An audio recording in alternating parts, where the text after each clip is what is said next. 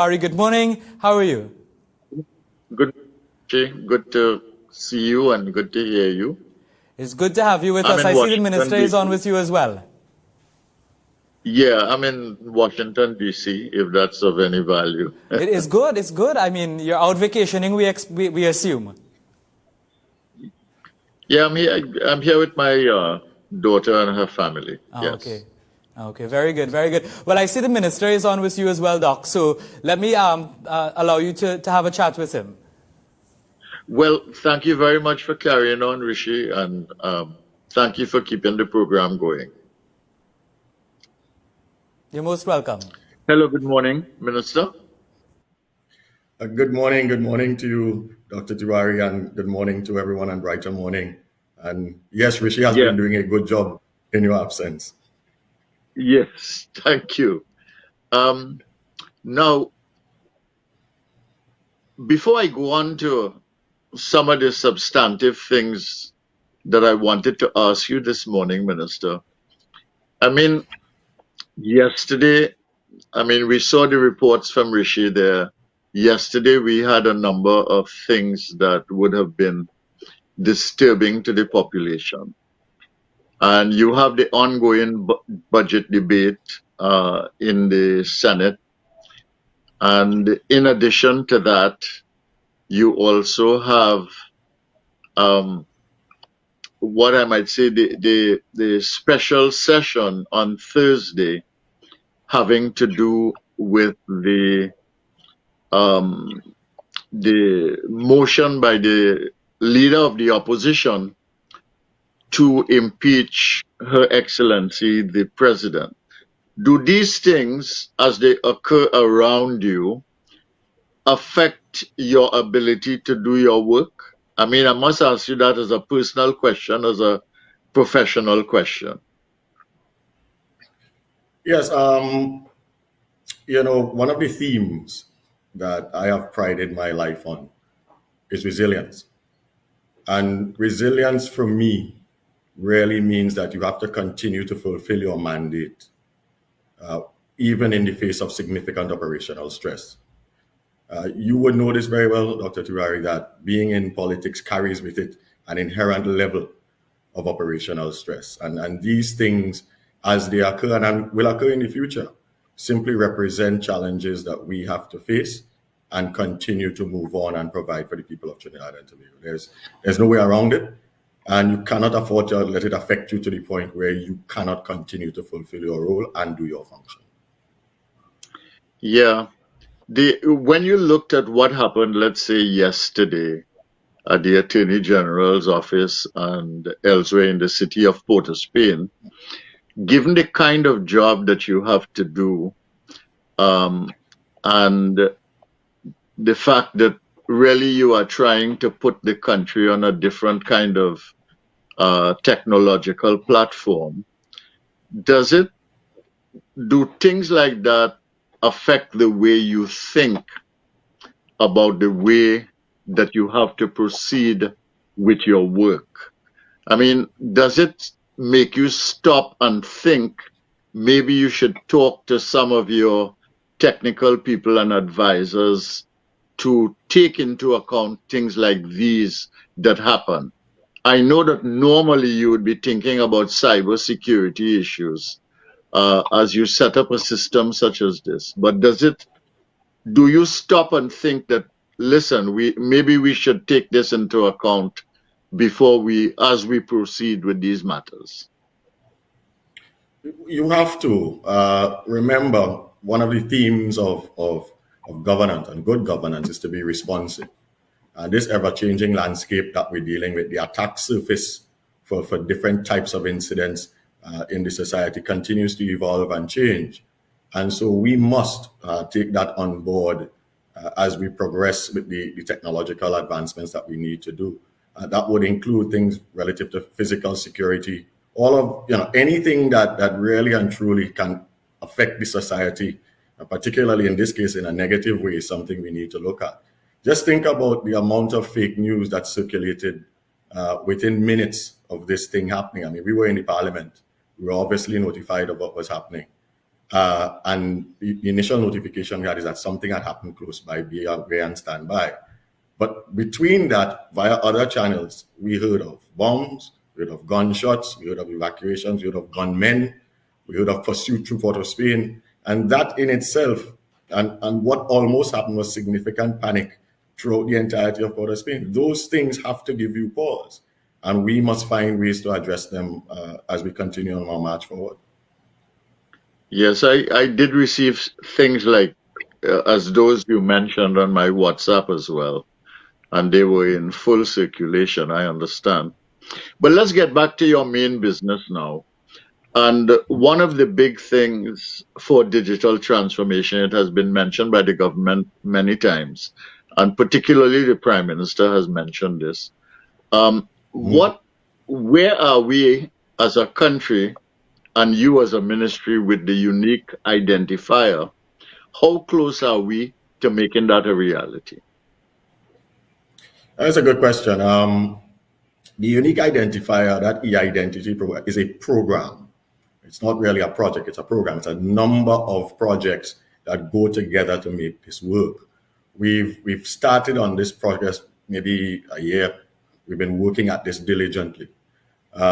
We've had help from a number of sources, international partners, volunteers in this space, Caribbean and regional partners, people here, the Estonia connection and so on. And we've been working through a number of iterations and working with our Caribbean partners who have been on a similar journey, trying to get to the place where we have the solution that is the right fit for where we are. We think we're at that place now. We're doing the evaluations of it. But then remember, this was something that started in other ministries previously. You had the Ministry of Legal Affairs going on with one piece of it. You had the Election and Boundaries Commission going on. We had iGov with one. So what we had to do was to stop everyone and assimilate where we were, figure out how those things can mesh and if there are advantages or benefits to have what has been done before, and then get everything on an even keel and going. We're at that point now where we believe we have the solution relative to what we want to do with the identity, but underlying that is also the interconnectivity piece. Remember, e-identity of its own is not necessarily that valuable other than to say that you know everyone that's here. It is in the applications of it and how you use it with and in this case with very specific targeted ministries. We're going to do that. That is going to happen by onboarding some pilot people initially in it, and of course making the interconnections to the separate ministries, divisions, and agencies that we want to get it going. That will happen within this fiscal year for sure. Yeah, well, what about the timeline? What are we looking at in terms of a timeline for making this a practical piece of a practical instrument for the functioning of this society and for the functioning of the citizen? Yeah, so we're doing this in phases. So if you're looking at the date of completion, that's a bit, when I say completion, where it becomes ubiquitous and used by all, that's a bit down the road. But in terms of the initial focus for specific and target ministries, Ministry of Social Development, what can happen with the EBC, Ministry of Finance, Ministry of Health, Ministry of Education, and so on. When you look at the target for those, the idea is that within this fiscal, we should have onboarded and had enough people with unique identifiers that make some of the services that from those specific ministries available and usable.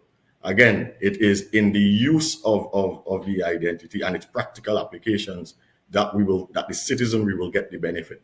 So yes, within this fiscal year is the way I want to put it to you, because as the program evolves and the projects come on stream, you get more and more and more of an impeller type effect to allow it to grow. But within this fiscal year, guaranteed, you will see significant change and implementation of what we have set for that, for e-identity. What kind of timeline are we looking at, though? When for that initial point? Yeah, well, so, an approximate date. I mean, when, for instance, will identity cards be issued that will allow a citizen to take that somewhere and the information will be available in the place or location or ministry, and the person will be able to function. So that's exactly what we're talking about. Now, remember, there are some other dependencies on this. Just think about it. Even if we produce the cards today, I was able to implement e-identity as a standalone entity today. If the ministries to which we're trying to access service is not digitalized and has the necessary transformation completed, then you're taking a digital card to work in an analog place.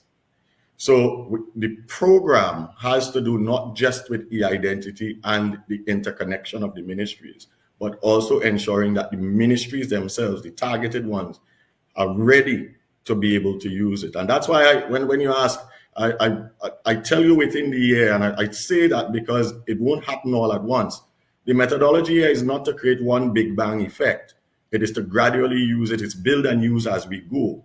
So I keep saying within the fiscal year, I know you want maybe a more definite date than that, but there are a number of variables that are not necessarily just linked to the e-identity project itself. And while those ministries, we know where those projects are, we have to influence and cooperate with those ministries to get those in lockstep with where we are with it. So I prefer to leave it as within the fiscal year, but I can tell you, and we will have more conversations about this, when we get to 6 months before this happens, 9 months before this, 2 months before this happens. I know you want that type of detail, but we're still getting to the end pieces of that. We're almost at that point where we know where the other end projects will be in addition to what we have with the identity. All right. Well, I mean, I think you've given a reasonable answer, which is that within the fiscal year, you hope to achieve certain things, but you don't know how the process is going to evolve and at which point you're going to be beyond the first point at some time. And I understand the complexity of the issue, which is why I'm asking you. And this is a very important thing, I think. If we are to get that right, it will take the efficiency level a long way upwards in terms of service to the customer or citizen and service from the various entities of government.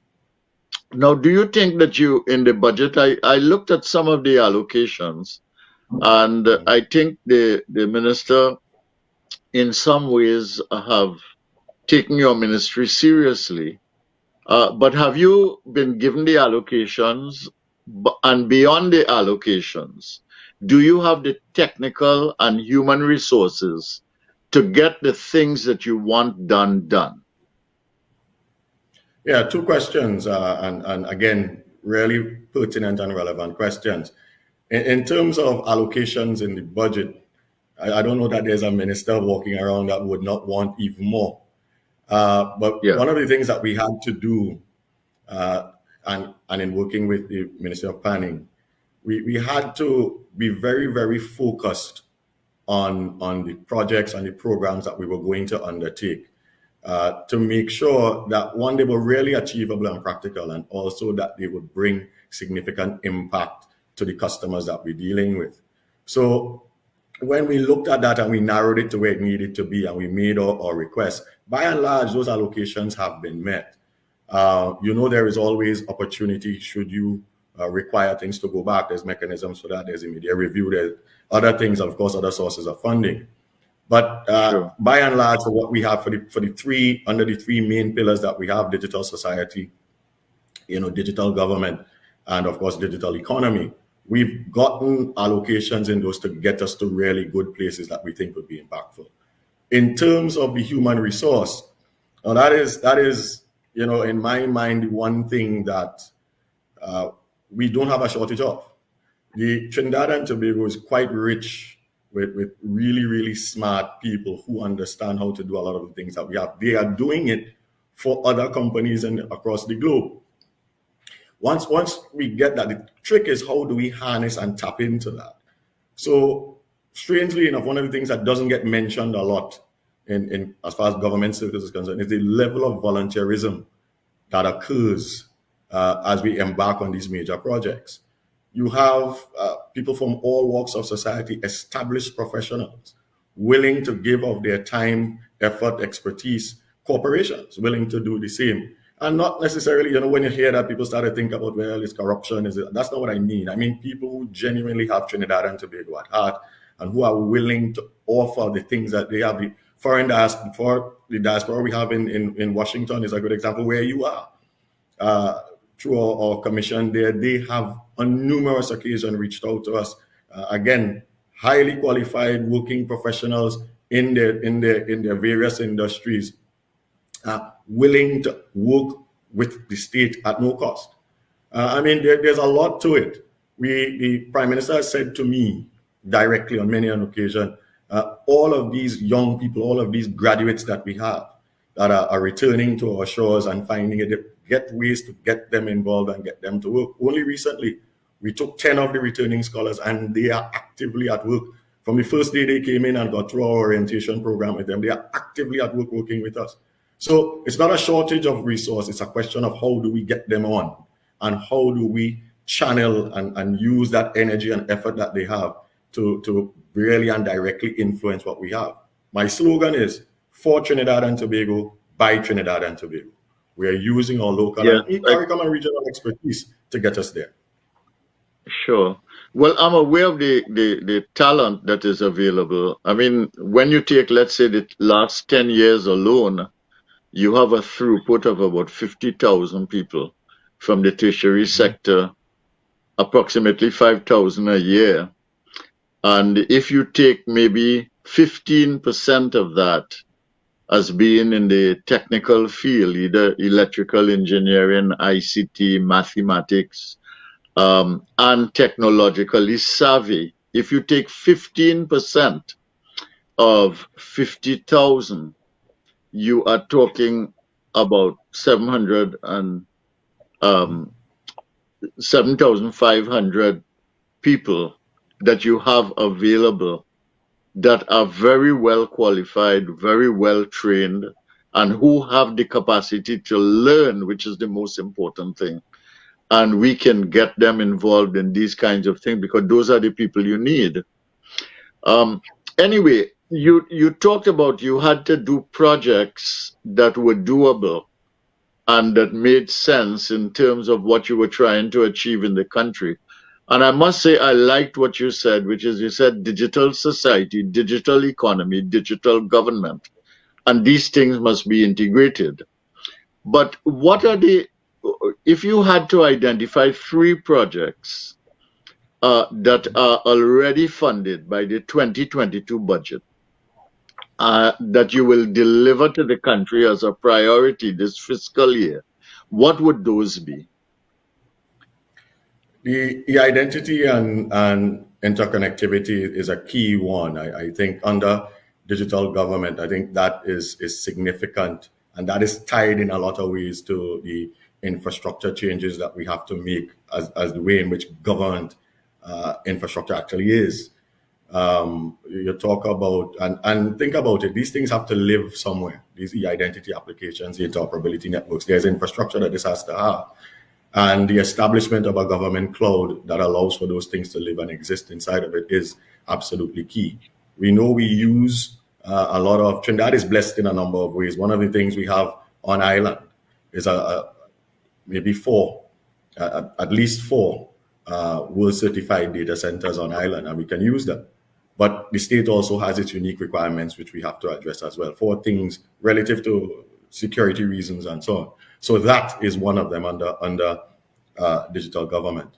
Under digital society, and there are a number of projects there, but the one I think that is of most importance to us, apart from the TT Wi-Fi and getting more ubiquitous coverage for broadband services across the island, I think the projects that we have pertaining to increasing the level of digital literacy of our population probably tops all of it, because it doesn't make sense providing things for people that they cannot use.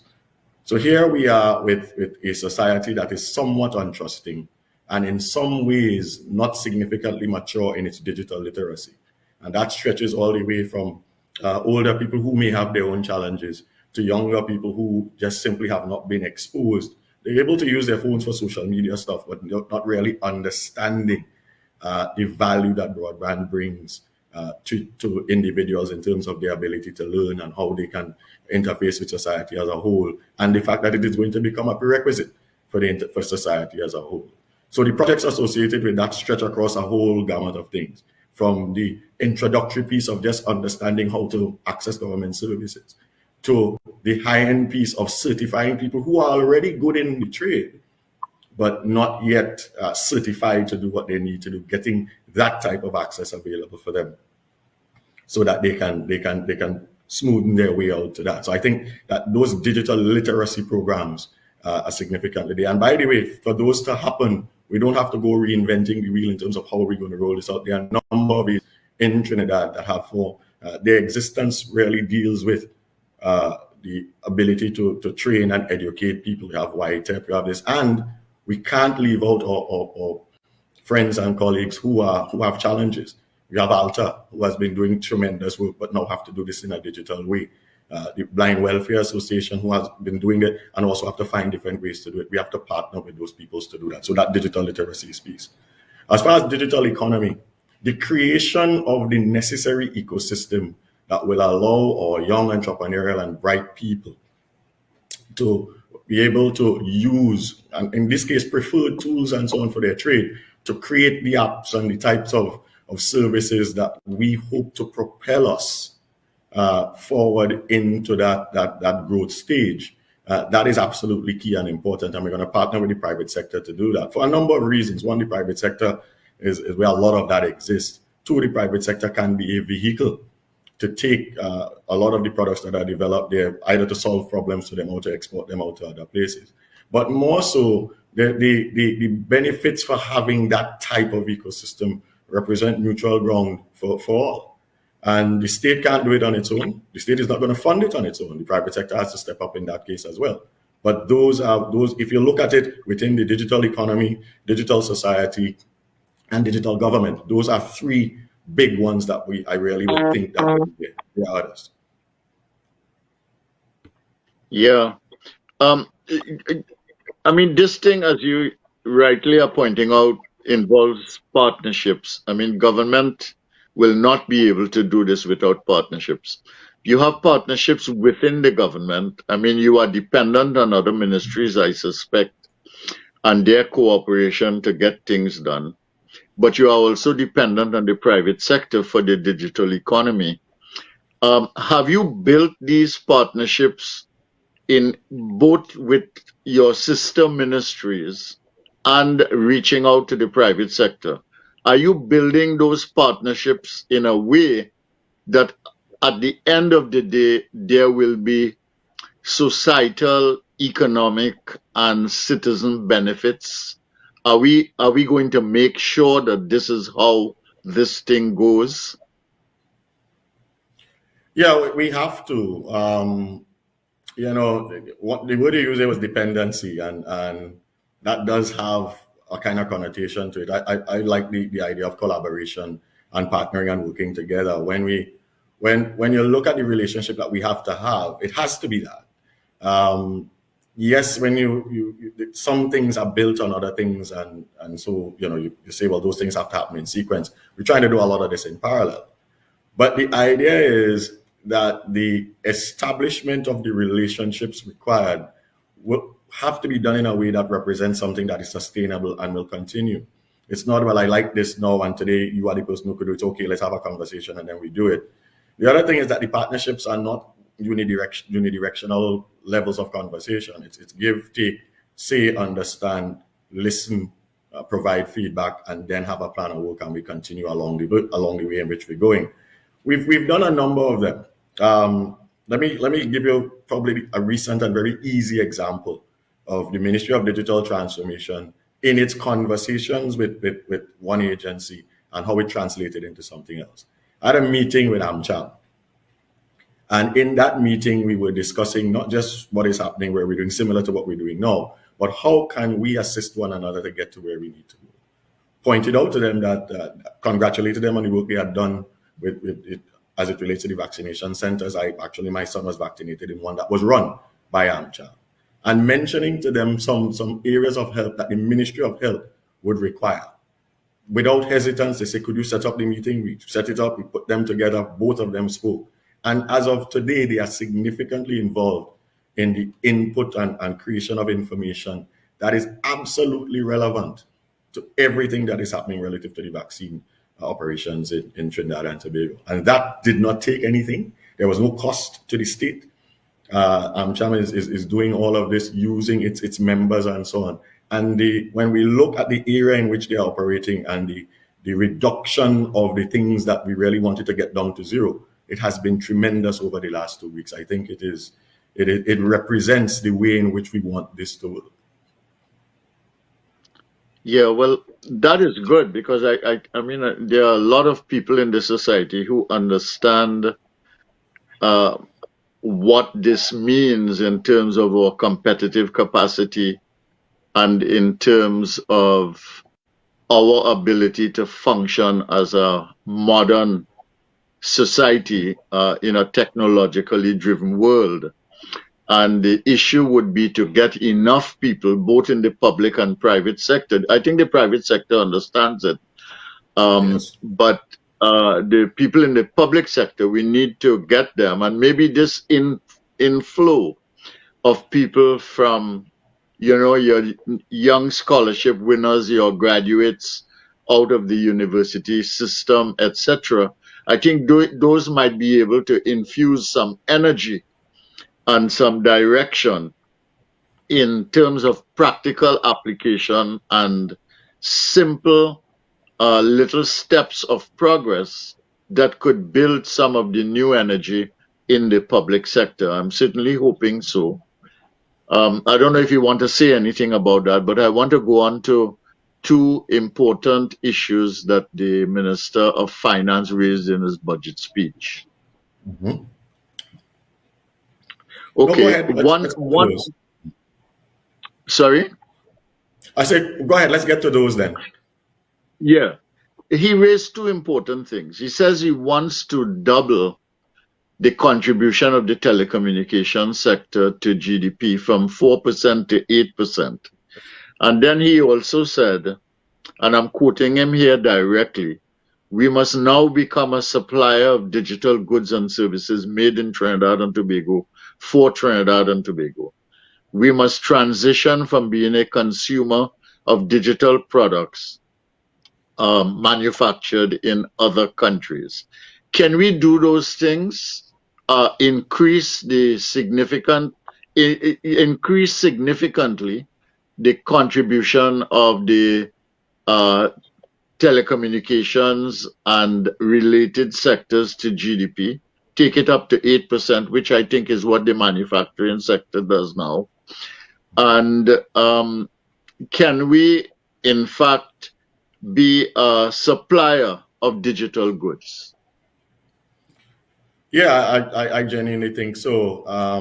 I think he used telecommunications in that particular context as a catch-all. Maybe ICT would have been, even more that's what he meant. He meant all these services, yes. Yeah, I would think so. And certainly, if you consider where we are in almost an embryonic stage in terms of the development of goods and services from an ICT perspective, that certainly is very achievable.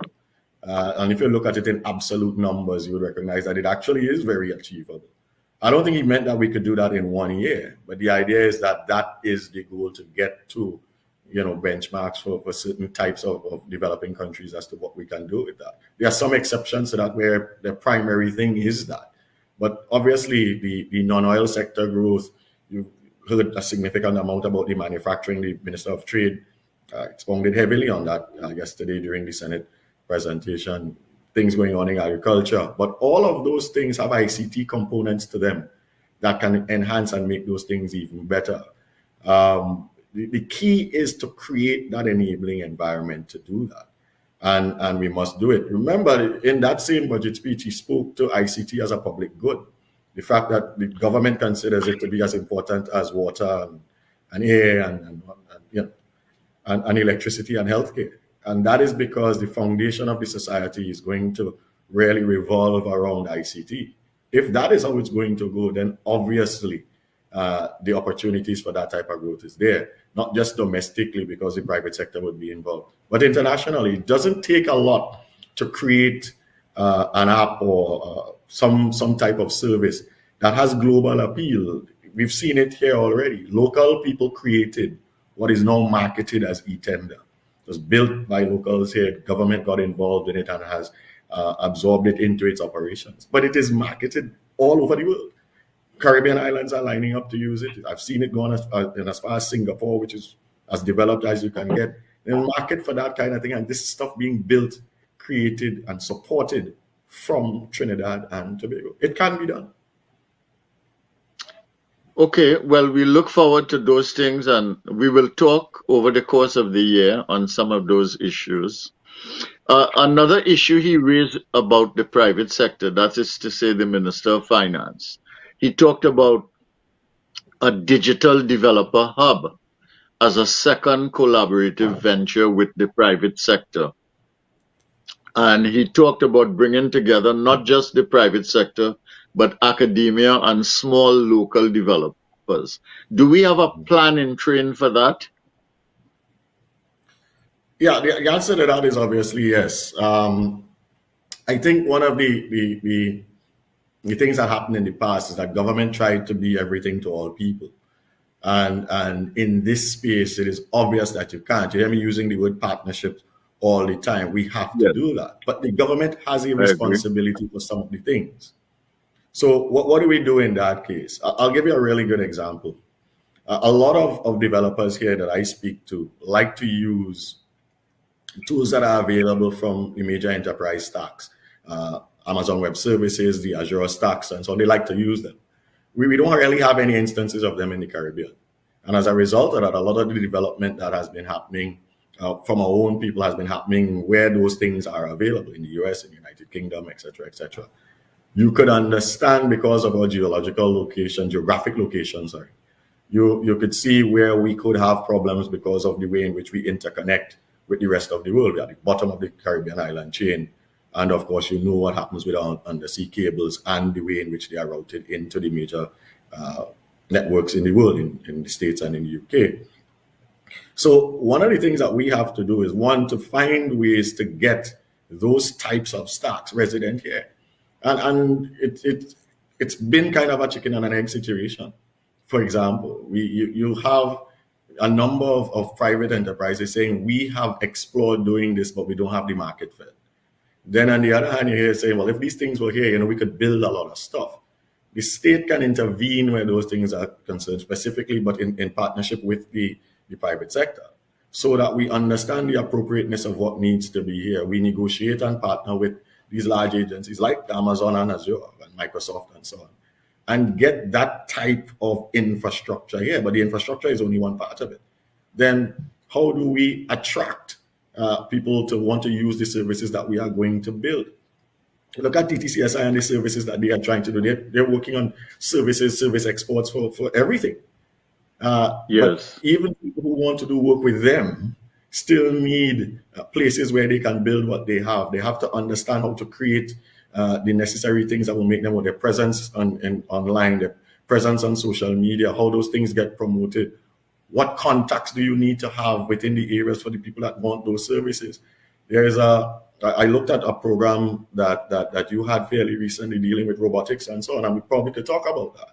But think about how that was created. This was somebody in the industry returning to Trinidad, understanding the contacts that needed to happen, offering training people and graduates here to be of the level and quality that is required, and then using those same contacts to attract work, doing the work well, and then being referenced by those people to others to continue to do it. It is that type of model that you need, where it is the private sector plays its piece, the state plays its piece, and we work. Well, I'm glad you mentioned and remembered that robotics intervention, because here is a young man, less than 40 years old. I think he's about in his mid-30s. He's built this company. You have 20 local people working in it. They are servicing the world. They cannot even service the world at the level that the world needs them to service, because they need to grow organically. And in my discussion with him, he said that we can build a cluster here of that kind of industry, that we can build an ecosystem, and that we can, in fact, build a robotics industry in Trinidad and Tobago based on this software engineering and design capacity that we actually have in Trinidad and Tobago. And I know you mentioned AmCham. AmCham has been talking consistently about a tech hub, a Yes. technology-driven hub. And I mean, is government and private sector and individual entrepreneurs, because you need to have those, they are the drivers of many things. Are we going to make those things happen? Because the services sector is a real significant capacity exporter potentially for Trinidad and Tobago. Without question. I mean, when you think about it in that context, I like how you put it, in terms of the partnerships that have to happen. Let's think about the export of services. I mean, and it was VJ that you had on board with Vertana. Look at what he's been able to do almost single-handedly. Could you imagine had there been a partnership there, or because of his expertise, we say, look, listen, this represents something that we can obviously do, and that is in robotics. Think about it in artificial intelligence, think about it in AR and VR, all of those things. Kariri did a massive thing recently. They had 90 applicants for it. I looked at the last 10. Absolutely incredible what they were able to do in virtual reality. You would not think that you have that type of that doesn't jump to mind here. But think about if there was a Vertana for that, what that could Yes. become. That is, you hit the nail on the head. Doc Minister, Yes. I'm sorry to interject there, but Yes, I realize we've come to the end. yes. And Minister, I want to thank you very much for staying with us and for being so forthright and forthcoming in your answers. And I thank you, Rishi, for making this available. And to all your listeners and viewers over there, Brighter Morning with Bo, thank you so much for watching. Yeah. Thank you very much, Dr. Bo Tiwari, the substantive host of Brighter Morning with Bo, and Minister of Digital Transformation, Minister Hassel Bacchus, joining us there. That brings us to the end of the show today. I'd like to thank you all for joining us. Remember to join us once again tomorrow morning from 6 to 8 a.m. Dr. Tiwari, he would also be joining us tomorrow once again, so something to look forward to. We leave it there for now. Have a great day.